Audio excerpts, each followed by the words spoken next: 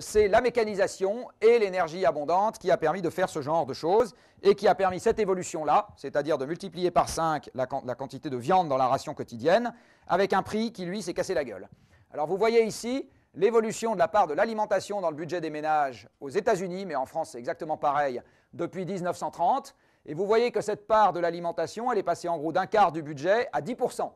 Mais en fait, c'est allé encore plus vite que ça. Parce qu'en 1930, les ménages, dans ce qu'ils achètent 80% de produits bruts, des patates, des carottes, des choux, des œufs, etc. En 2006, c'est 20% les produits bruts dans ce qu'ils achètent.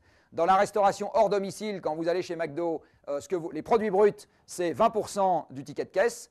Et quand vous allez au supermarché, dès que vous achetez des biscuits, des plats préparés, des yaourts, des ceci, des cela, c'est-à-dire des produits de l'industrie agroalimentaire, c'est pareil, les produits bruts, c'est à peu près 20% de ce que vous allez payer. Et comme l'agroalimentaire, c'est 80% des dépenses d'alimentation des ménages, en gros, aujourd'hui, en première approximation, c'est passé à 20% du total, ce qui veut dire que le prix réel des aliments a été divisé par 10. Ça, c'est encore l'énergie abondante et à bas prix. Donc, attendez-vous à payer la bouffe plus cher, c'est normal. Il n'y a absolument rien d'étonnant là-dedans pour des raisons physiques.